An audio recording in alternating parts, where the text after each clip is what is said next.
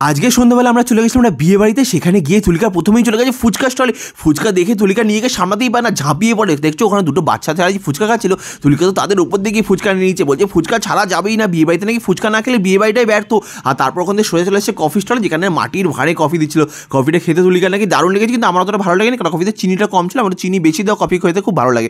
আর তারপর চলে এসলাম খাবার জায়গা, সেখানে বসে প্রথমেই প্লেটটা বার করলাম, তার মধ্যে ছিল মেনু কার্ডটা বার করে তুলিকা মন দিয়ে দেখি পড়ছে। তাহলে মেনু কার্ড পড়ছো কেন? বলছে মেনু কার্ডটা মিলিয়ে খাবো, কোনো খাবার যেন বাদ না যায়, একদম পরপর খেয়ে দেখতে হবে। আর মেনু কার্ডটা দেখেও খুব খুশি হয়ে গেল, কারণ মেনু কার্ডে মাটন লেখা ছিল।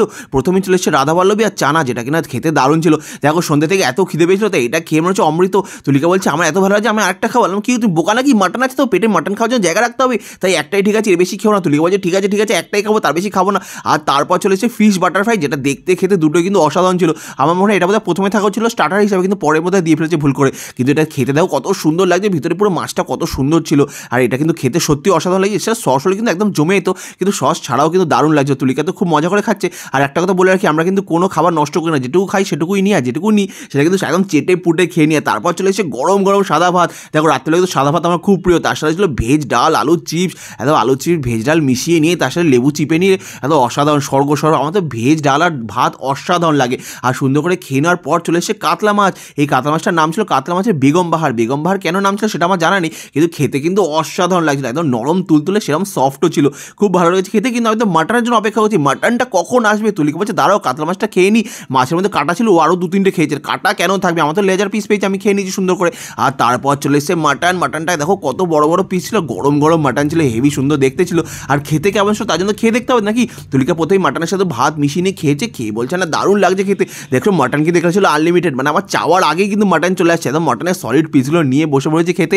আর মাটনটা সত্যি অসাধারণ লাগছে, রাত্রেবেলা সাদা ভাতের সাথে মাটনটা অসাধারণ লাগছিল। এর আগে আমরা বিয়ে বাড়িতে গিয়েছিলাম, সেখানে খেয়েছিলাম পোলাও আর মাটন, সেটাও কিন্তু দারুণ লাগছিল।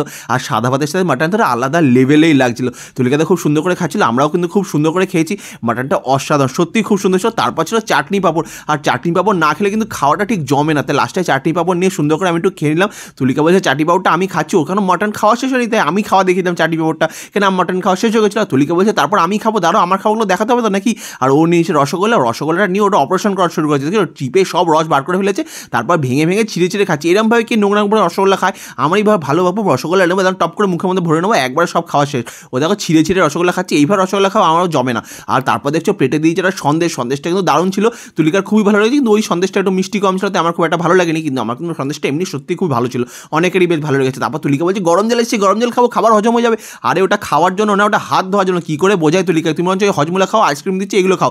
আইসক্রিমটা কিন্তু এখানে বসে খাওয়া যাবে না, কারণ অনেক মানুষের ভিড় গেছিলো আইসক্রিম খেতে, ওখানে বসলে যদি খাই তাহলে কিন্তু অনেক মানুষকে অনেকক্ষণ অপেক্ষা করতো, তাই বাইরে বেরিয়ে এসেছি, বাইরে দাঁড়িয়ে সুন্দর করে এখন আইসক্রিম খাবো। আইসক্রিমটা কিন্তু খেতে খুব ভালো লাগছিল। আজকে আমাদের ভিডিওটা তোমাদের কেমন লাগলো অবশ্যই কমেন্ট করে জানিও। আর হ্যাঁ, তুলিকাকে কেমন লাগছে সেটাও কিন্তু অবশ্যই কমেন্ট করে জানি। তুলিকা কিন্তু তোমাদেরকে জিজ্ঞেস করতে বলেছে যে সাজা গোজার পর ওকে কত সুন্দর লাগছিল। আর ভিডিওটা কেমন লাগলো অবশ্যই কমেন্ট করে জানো। ততক্ষণ